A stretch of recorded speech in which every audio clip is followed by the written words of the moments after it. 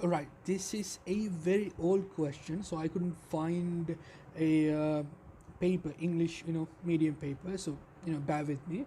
So an ice cube of density 900 kilogram meter minus 3 floats on a water of density 1000 kilogram meter minus 3. What would be the volume of the ice cube if it were to support a bird resting on it, as it remains to float on the water without immersing? So this is a quite controversial question, which many people would get wrong by diving directly into equation. But we could solve this question more easily if we understand the fundamental physics behind it. So, first of all, what determines an object would float or sink? So it's buoyancy, right? So there are three types of buoyancy. When the density of the object is less than the density of the fluid it displaces, the object will float because the buoyant force is greater than the object's weight. It is termed as positive buoyancy. And when the density of the object equals the density of the fluid it displaces, the object remains suspended in the fluid because its buoyant force equals the object's weight. It termed as neutral buoyancy. And when the density of the object is greater than the density of the fluid it displaces, the object will sink in the water because its weight is greater than the buoyant force, termed as negative buoyancy. Here you can see that the the ball's density is higher than the water's density. So here we are convinced about the relationship between the density of the objects and the buoyancy. Yeah. So don't mind about my Tamil because I'm doing classes in both languages. So I'm really sorry for this mess. So if object density is greater than the fluid density, it fully immerses. If the object density is lesser than the fluid, it floats. So that is the thing.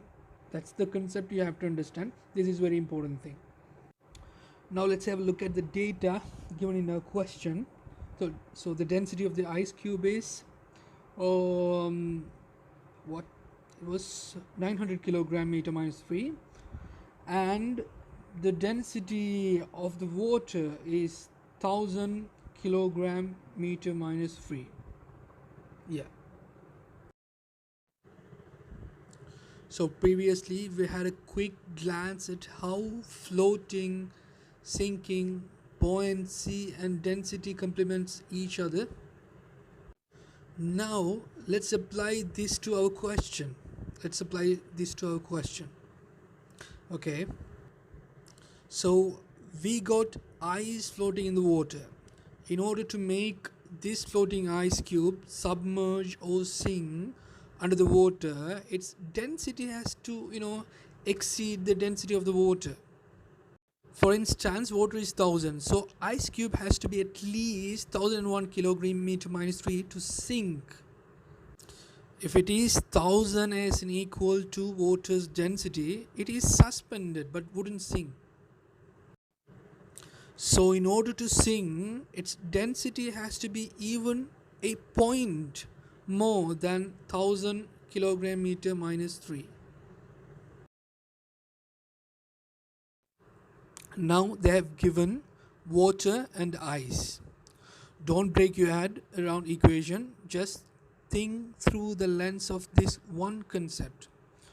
Here water is 1000 kilogram meter minus 3. Sorry, 1000 kilogram meter minus 3, and ice is 900 kilogram meter minus 3. 900 kilogram meter minus 3. So now the difference between the object and the fluid is 100 kilogram meter minus 3.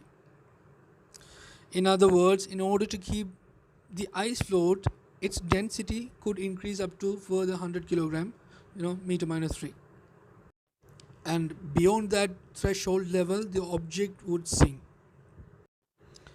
Okay, Now we got our birdie resting on this floating ice cube. The bird's weight is 2 kilogram. There is an additional weight of 2 kilogram on the ice cube because of this bird's weight. Alright, but because of the bird, the volume of the ice cube wouldn't expand because the bird is not inside the ice cube, it's rather outside the ice cube. So if it's inside the ice cube, then the volume of this ice cube will be increased and it will break, okay, it will burst. But that's not happening here. So the volume of the ice cube remains same as the bird sits. So only ice cube's weight is affected as the bird sits on it, but not its volume. That's the most important thing. Okay. However, for this question, we don't need the weight or the volume of the ice cube at all. We have been asked to deal with density of ice cube, density of water, weight of the bird. That's it. So for that, we are allowed to raise its density maximum up to 100 kilogram meter minus 3. Using our basic D equal to MOV equation. So 100 kilogram meter minus 3 equal to 2 kilogram. 2 kilogram, that's the weight of the bird. Remember, the 100 kilogram meter minus 3 is not the density of water or ice cube, but rather the maximum density of the ice cube that could raise in order to keep it floating. And the 2 kilogram is the weight of the bird. Now we have mass and the density. Now we have to find the total volume of the ice cube. Now making V the subject. Now V is equal to weight of bird over what's the density, 900 kilogram, sorry, it's 100 kilogram meter minus 3, 100 kilogram meter minus 3. Now you can get rid of the kg.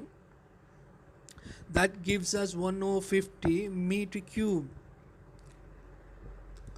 So this is the answer. In order to keep the ice floating, the threshold level of 100 kilogram meter minus 3 density could be taken up by an extra 2 kilogram and its volume, and the volume is 1 over 50 meter cube, that is 1 over 50 meter cube. Alright, now let's have some entertainment. So many equation maniacs out there, how they deal with this question is they use buoyancy force. They use buoyancy force equal to V pro G. That's how they use. Okay, they substitute buoyancy force with mg. In a sense, the upthrust is equal to buoyancy force. Yeah, that sense is correct. Yeah, buoyancy force is equal to mg. Yeah, that's correct. So they write mg equal to V pro G. They substitute the m with dV, density into volume. D equal to MOV, right? MOV. So they now come up with this formula, which is dVg equal to dVg. That's mean pro Vg equal to pro Vg. Same thing. Okay. So density into volume into G equal to volume into pro into G. The same thing. And this is where they make the deadly mistake. They get 2V out of it, assuming they both are the same V. Okay, they are assuming both are the same V. Okay, but the V of the either sides, V of the either side, I'll mark it in a different color. The V of the either side are not the same. They think both volume are the same and somehow come up with the answer that matches the right answer. Answer is correct, but the method is wrong. V over here is the volume of the fluid displaced by the ice cube. V over here, V over here, the total volume of the ice cube. Both are totally different. Volume of the ice cube and the volume of the water displaced by the ice cube will be the same when the ice cube melts only. If it melts only, this will be the same. If the ice cube doesn't melt, then the both volumes are totally different, totally different. That is totally different. That's why you are seeing a top of the ice cube above the water. You see in the ocean, you see the iceberg, right? The top of the tip, you see that, okay? Below it there is a big amount of, the vast amount of icebergs down there underwater. So the reason is because of the volume. The volume is different than the water. Ice cube and the water both are made up of one, molecule, that is H2O, but their densities are different. Because of their different densities, their volume are different. If the ice cube changes into water, if the ice cube melts into water, then that's fine, then that's completely fine, then it will become water and its volume becomes the water's volume. It will be equal. So students need to understand it very clearly. When the examiner gives you question something like, melting ice, then you have to equal both melting ice volume and the volume of the water displaced by it. But when the examiner gives you, okay, just ice, not about melting and all, then you shouldn't equal both volume. You have to understand this. In this question, it's not melting. Actually, the bird is actually sitting, okay? So it's not actually melting. They haven't given us anything about melting. So you have to understand this. Do you know why you are seeing the tip of the iceberg? Iceberg is also water and sea also the water, right? So why are you seeing that, iceberg is erected, just above the water level, the sea level? Why is that? Because, the density of both iceberg and the water, the sea water, are totally different. Because of their different densities, iceberg's volume is huge because its density is, small, so its volume is huge, and the water's density is larger compared to iceberg's density. So the water displaced by the ice cube, the volume of the water displaced by the ice cube is lesser compared to the ice cube which is, displacing the water, the total volume of the ice cube which is displacing the water. So due to that, issue, the iceberg cannot immerse completely inside. It cannot put its whole volume inside where it displays the seawater, okay? It is unable to fit its size into that, area where the, seawater displaced by this iceberg. So that's why it's struggling. That's why you are seeing a tip of the iceberg, because the iceberg's volume is larger than the volume it displaced, okay? Larger than the volume of the water it displaced. So that's why you are seeing the tip of the ice cube is, floating above the water, and you're seeing the tip of the iceberg. So this is the reason. Students have to understand this very clearly, okay? So melting ice is totally different.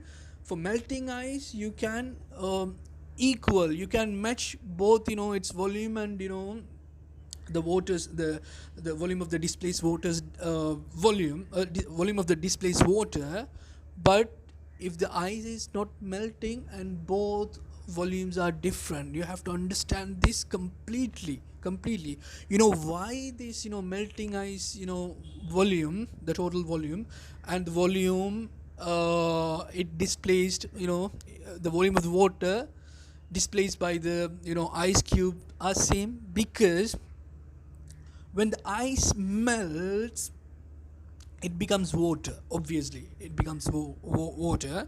So when it becomes water, its density will increase.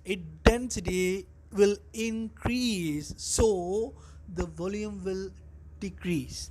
Okay, the volume will decrease. Okay, in order to make this density bigger, the volume has to shrink. Okay, so that is the mechanism. So when it shrinks, it becomes the water's volume, equal to the water's volume. So after that it will fit inside. So normally when you put an ice cube, like, into the glass, okay, you see there's a glass of water inside, there's an ice cube, so there is a water level, right? There's a rise in water level.